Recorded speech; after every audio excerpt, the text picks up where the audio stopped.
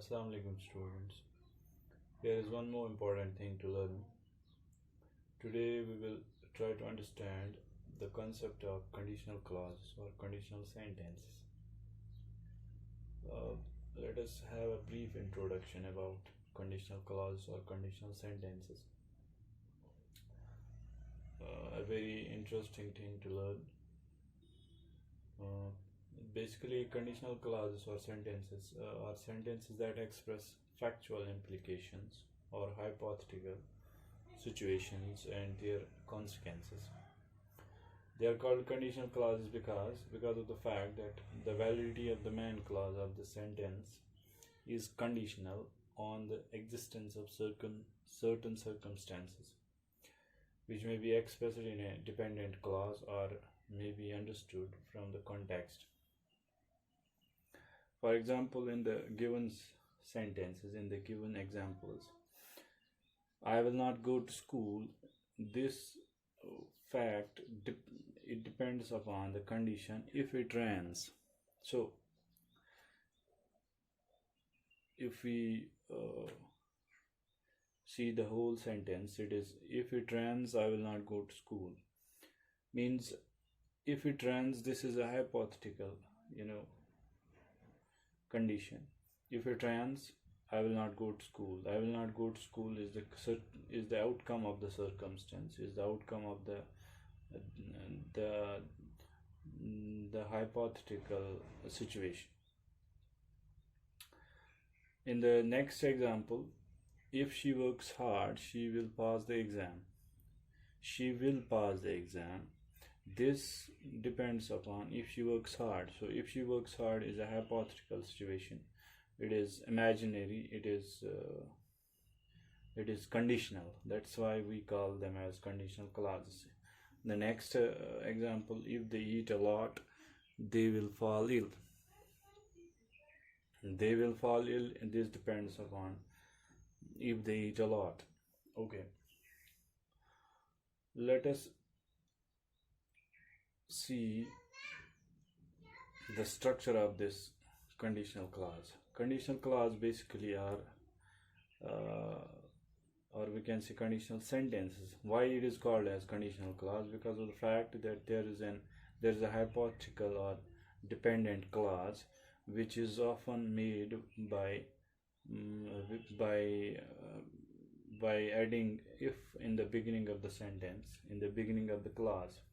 So basically this sentence is made up of two clauses. One is hypothetical clause, we call it as if clause, or we can say it is a subordinate clause, a dependent clause, and it is followed by its main clause, which is the result of the outcome, which is the result of this hypothetical condition.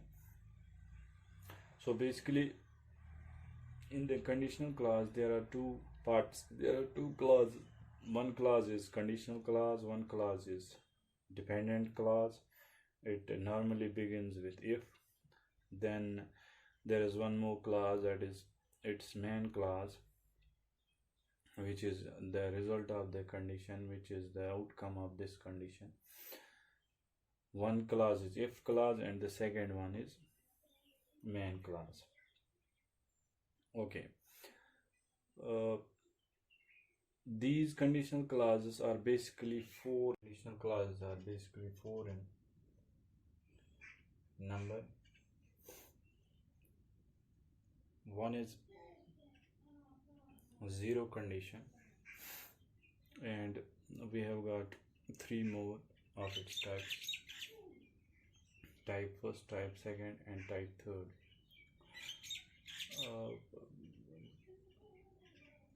With these three types, we need to understand their positive as well as negative sense.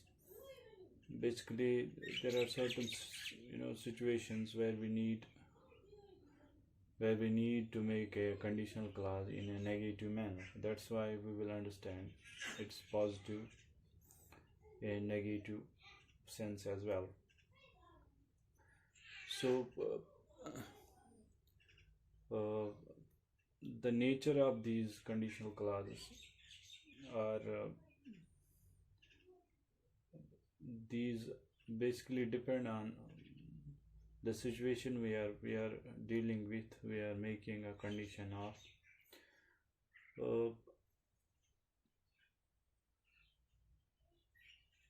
Let us see a few more examples. If I write here, if John is ill, he will not go to the party. If John is ill, he will not go to the party. If you don't have money, you will not buy a car, or you cannot buy a car. If Seema has courage, she will fight. Okay. Basically, these are 4 in number. Let us see its first one, that's zero condition. What happens when we make a zero conditional clause?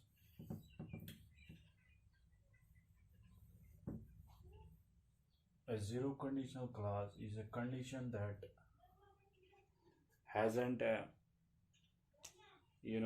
model verb in it.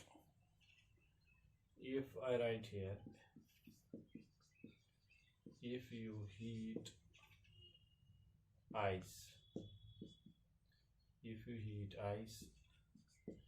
it melts, means every time you heat ice it melts.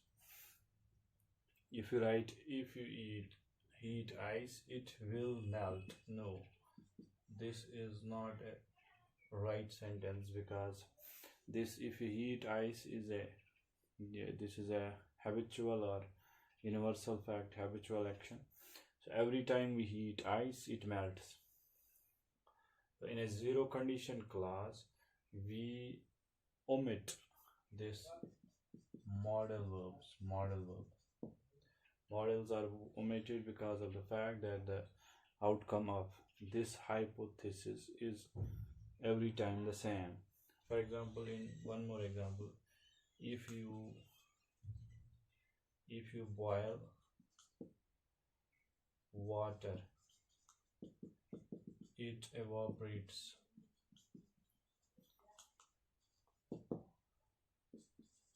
If you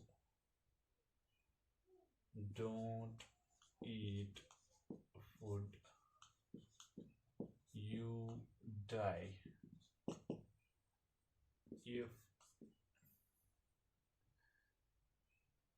If you keep a wet shirt,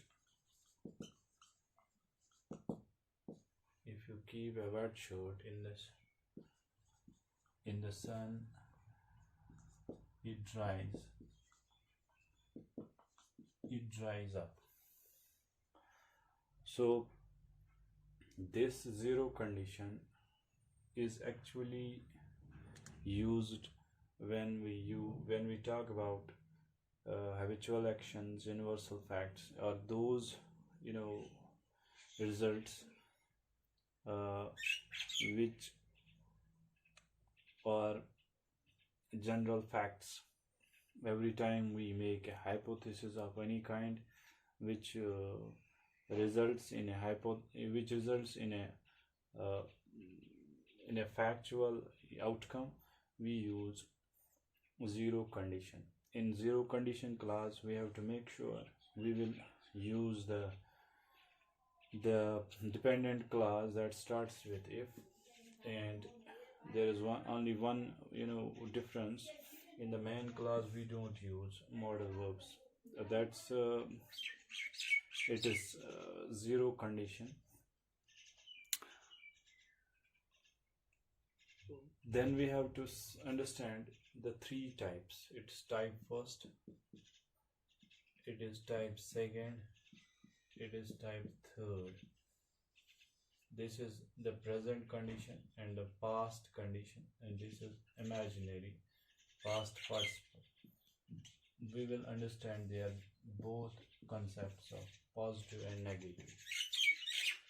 So this was all about the introduction of conditional clause. We'll see you in the next video with its part first, inshallah. Till then, goodbye.